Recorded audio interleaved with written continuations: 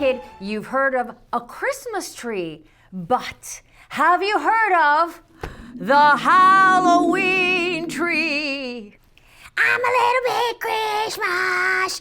I'm a little bit Halloween. Hey, Storyteller. Hi, Green Bear, Doug the Dinosaur. I see that you are representing the spirit of Christmas, Green Bear. I am. And Doug, I presume you are the spirit of Halloween? I am. And this story has a little bit of both. Yeah, it's like holidays collide, boom. And if you've never heard of a Halloween tree, you have no. Boom, boom, boom. So, you ready to see about this Halloween tree business? No. I am not trying to take over your cat position, Two-Tone. I am dressed as a Halloween cat. I know it is a pretty classic costume. Do you like it? Oh, you noticed my ring. Thank you very much. Okay, I will. He told me to proudly represent the feline species, so meow. So, the Halloween tree. And by the way, my spooky fingers are not spooky fingers today. They are cat claws. So, please take note. The Christmas tree farm bustled with excitement. What did Green Bear and Doug the Dinosaur tell you right from the start? There's a Christmas component in the Halloween story, and boom, holidays collide. Carols played as families moved up and down the rows of the beautiful tall pine trees, exclaiming, "This one's beautiful," or "That one's just perfect." Look at that Christmas tree farm, and here's the entrance, and the workers are dressed as Santa's helpers, and everybody's in a good mood, and even the dog has a Christmas hat, because this is the merriest time of the year. Looking at the fancy decorated tree at the front, one sapling, that's a baby tree, grumbled, "I don't like lights, I don't like decorations, and I don't like people." Oh, who is that? Let's see. These all look pretty happy and, oh! Is that our grumbly sapling right there?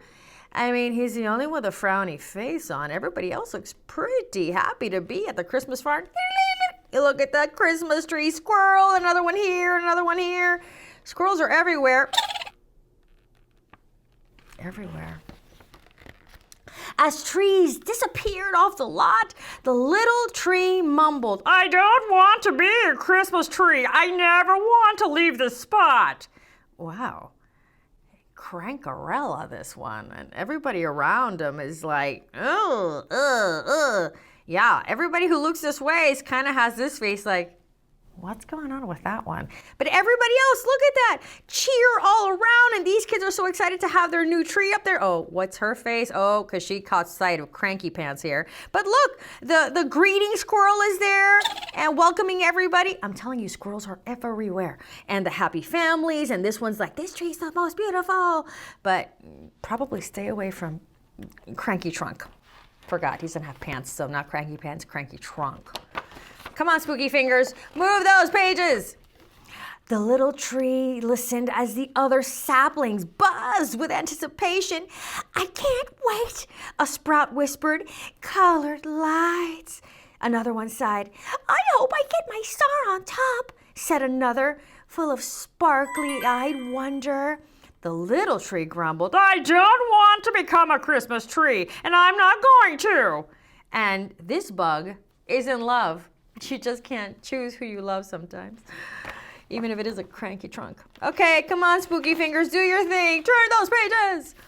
As the little tree grew, its limbs became gnarled and twisted, probably from all the cranky feelings. Every time needles sprouted, thoughts of being decorated with lights and ornaments made them turn brown and fall off. Look at that, the love bug still there. The tree looked, well, nothing like the others. Eee! Ooh! Oh, that's not right. That says just go the other way. Oh, Mom, Dad, what is that? Ooh, that is a cranky looking tree. Was that love bug this spider? I think so. One day, all the trees on the lot disappeared. Even the birds flew home, flew south for the winter. All except one. Guess who got left behind? Now, where's everybody going? It looks like the Christmas trees are all being carted off to a new home because coming soon to this spot, Whispering Pines. It sounds like a lovely development in the suburbs, doesn't it? Eventually, houses began to appear. Boop, boop, boop, boop, boop. And with houses came families. And by then, the tree, this guy right here, look, there's houses on either side now. By then, the tree had grown tall and broad. It's gotten big. Its limbs were twisted and covered with strange knobs. But everybody's just carrying on, and at least he has his own space here. But he doesn't look any happier than he did from page 1, does he? One summer, the tree heard children's voices coming near, and the tree scoffed. Ugh, people! Yikes! A boy named Ben cried. That tree looks grumpy. He sure does look grumpy. I mean, like, he's the talk of the neighborhood, really. And there's the love spider still hanging out with him. And we have some birds that have decided to roost. So, oh, and look at that. Look at that. He's all like snarled into a stay away pose. Pretty interesting the way that's been drawn. I like it, his sister Sarah said as she touched a branch. Ooh, she's brave. It's so creepy, I dare you to climb it, their friend Tomas challenged her. So Sarah pulled herself up into the tree and sat on a cozy bough. It's a pirate ship! She shouted and waited for the others to join her, and then all the children climbed aboard. There's everybody, and the spider's like, whoa, we have company. And there's even a doll up here, and oh, they all look pretty happy. I bet the tree is not happy, though. When the neighborhood kids needed a hideout, the tree became their fort. And look at that, no parents allowed. When they played astronauts and aliens, it was their spaceship. And one foggy day, the tree even turned into a dragon, a fierce dragon. Look at that, and the cat's there. And oh, there's the spider. Love spiders always hanging on like true love, no matter the changes that come or the number of children that start climbing up on the boughs. So, let's see what's happening next. When winter came, a cold wind blew through, and the children did not come outside to play. The tree, with its limbs empty, stood all alone. But not really alone. Does tree even acknowledge that there's a love spider that's been by its side the whole time? On a snowy afternoon, the tree watched as Sarah and Ben's father carried a large bundle into the house. That night, a Christmas tree appeared in the window. Oh, I wonder if that brought Cranky Trunks back, like a back in time, thinking about the old days at the Christmas tree farm when he was just as cranky as ever. I don't like lights, I don't like decorations, and I don't like people, the tree whispered, but it couldn't turn away.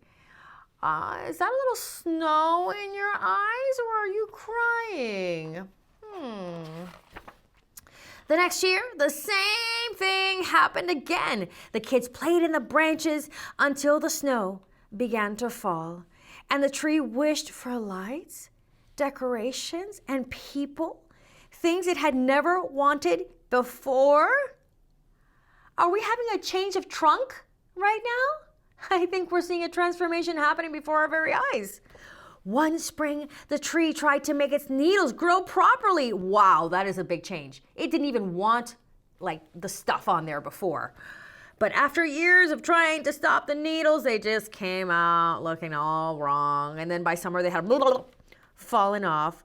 But no matter, look at that. It was a great reading spot. And there's Spidey hanging on, holding on. There's a squirrel, because there's always a squirrel. You just have to look. And there they are playing and having a good time and throwing water balloons. And call me crazy, but doesn't it look like our tree is sort of smiling, maybe a teeny tiny bit? A few months later, Sarah and Ben's parents were decorating for Halloween. Their father looked across the yard and said, "That is one horrible old tree. We should cut it down." Their mother agreed. "Not now," the tree thought. "Not now that my limbs are full of happy children." What has happened to our cranky tree who was the liker of nothing? Now it likes children, it likes decorations, it likes things at all? And look, there is alarm coming from the witch and the half dragon, half dinosaur, and the cowboy and the skeleton and the little pumpkin, and of course, the tree. Oh no. Are they gonna cut it down? Up in the branches, Sarah whispered, "No, they can't." And Tomas cried, "We have to save our tree." "I know what to do," Ben said, and whispered his plan to the other kids, like so. I totally cannot hear a thing they're saying. They climbed down and raced away to gather supplies. Supplies! Look, he's becoming a tree hugger, and she's all like, "I don't feel so wicked, I want to save the tree." And let's see what happens. And the spider is just like, "Not after we've come so far, you and I. Don't worry, little guy. Let's see what happens." The kids are on the case. When they came back, Ben was already up in the tree, wedging a huge jack-o'-lantern in a nook. And they all climbed up, and from the tree's branches, they hung white and orange lights, cobwebs made from string, rubber spiders. Oh, to join the real spider, got a little fake spider. And then what else? Oh, rubber spiders, cardboard cats, and bats, ghosts, witches, and skeletons, all the classics. And it looks like they just basically raided their own yards for all the Halloween decorations. But hey, we're on a rescue mission, whatever it takes. That night, the parents and all the neighbors gathered to admire the tree, not be like, ugh, like, ah. The children danced beneath, shouting, "Trick or treat!" Get it? Trick or treat. And look at that. Can I just say that this formerly cranky trunks, always frowny face liker of nothing tree suddenly looks happy and beautiful. Look at that. It really does look ravishing. It looks like it just needed to have a little bit of love. Yep. It's the tree. The tree's thinking, "I guess I was wrong. I do like lights, I do like decorations, and I do like people. I love being a Halloween tree." And the kids love him too. "Oh, storyteller, I know what was wrong with the cranky tree." What do you think was wrong, Doug the dinosaur? "He just had to figure out who he was."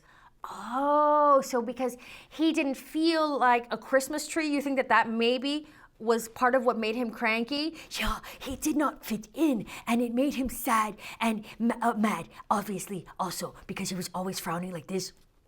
Yeah, he was always like this. Like this. Yeah, just like that. So now you think everything's going to be good though, right? Yes. He found himself. And once you find yourself, look at that. You bring happiness and joy. Yeah, who thought this was going to happen? I mean, I was totally convinced that this was like going to be a cranky tree for life. And I even thought they were going to chop him down. Yeah, it was very nerve-wracking for a minute there when the parents were like, "Oh, that is an ugly tree." Yeah, I totally thought they were going to axe it. But no, the kids came to the rescue. Because the tree just needed love and the right decorations. Yeah, the right decorations, like me. Oh, and also like me. I am decorated for Halloween. And I'm decorated for Christmas. And I'm decorated for cat time. Wow. So I hope that you love the Halloween tree as much as I did. Oh, Two-Tone, was I all right? Did I do a good job as a cat? Yeah, I do need a little claw work. I had some trouble with the pages. I don't know how you do it. Oh, that's right. You have me turn the pages. Okay, I will. Two-Tone says, "Happy Halloween. Don't be afraid of cats." Because they're really cuddly, even if some of them look black and menacing and like, oh, okay, but if they are doing, Two-Tone says probably just stand back a little bit and let them get their hangry episode out. That's right. And a happy Halloween from everybody here. And have an awesome Halloween night. Mwah!